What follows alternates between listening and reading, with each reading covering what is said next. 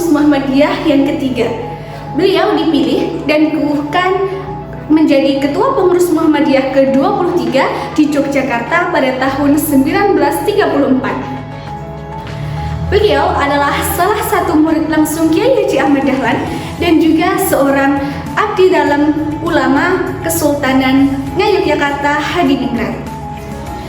Kiai Haji Hisham lahir di Kauman Yogyakarta pada tanggal 10 November 1883 dan wafat pada tanggal 20 Mei 1945. Beliau memimpin Muhammadiyah selama hanya 3 tahun saja.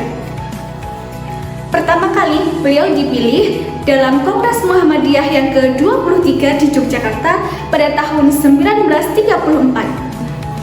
Kemudian dipilih lagi dalam Kongres Muhammadiyah yang ke-24 di Banjarmasin pada tahun 1935. Dan kemudian dipilih lagi dalam Kongres Muhammadiyah yang ke-25 di Batavia, Jakarta pada tahun 1936.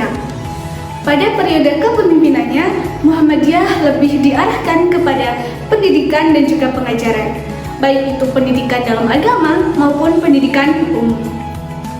Selama 3 tahun Muhammadiyah di bawah kepemimpinan Kiai Haji Hisham, Muhammadiyah mengalami kemajuan yang lebih pesat di bidang organisasi, administrasi, dan juga perkembangan sekolah Muhammadiyah.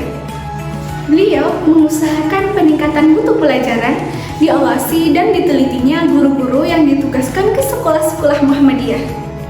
Kebijaksanaan Kiai Haji Hisham dalam melaksanakan upaya peningkatan pendidikan Muhammadiyah ialah modernisir sekolah-sekolah yang selaras dengan polisi pendidikan pemerintah.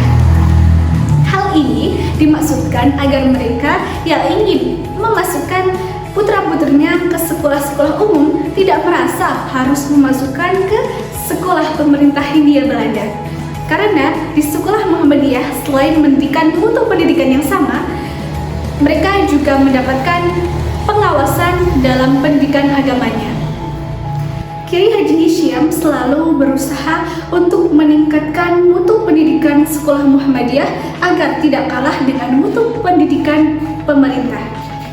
Walaupun harus menempuh persyaratan yang amat berat, satu demi satu sekolah Muhammadiyah mendapatkan pengakuan dan persamaan dari pemerintah. Selain itu, pemerintah Hindia Belanda juga memberikan bantuan subsidi kepada sekolah-sekolah Muhammadiyah. Bantuan subsidi tersebut digunakan untuk memajukan sekolah-sekolah tempat belajar anak bangsa mencari ilmu dan kemajuan. Jumlah sekolah Muhammadiyah yang mendapatkan bantuan subsidi hanya 121 sekolah saja, masih kalah jauh jika dibandingkan dengan sekolah Katolik yang berjumlah 696 sekolah dan Protestan sebanyak 1.893 sekolah. Hal tersebut disebabkan karena untuk mendapatkan bantuan subsidi adalah sekolah-sekolah yang atas dasar pemeriksaan dan penelitian telah mencukupi persyaratan, baik itu gedung, kewenangan guru-guru, penerimaan murid, alat-alat, dan memiliki harapan baik untuk maju ke masa depan. Jadi, bukan membantu sekolah-sekolah yang lemah untuk berkembang maju. Oleh karena itu, umat Islam di Indonesia harus termotivasi dan bersatu untuk meningkatkan kualitas pendidikan yang bernafas Islam. Pendidikan adalah usaha untuk meningkatkan sumber daya manusia. Jika pendidikan maju, maka umat Islam akan maju.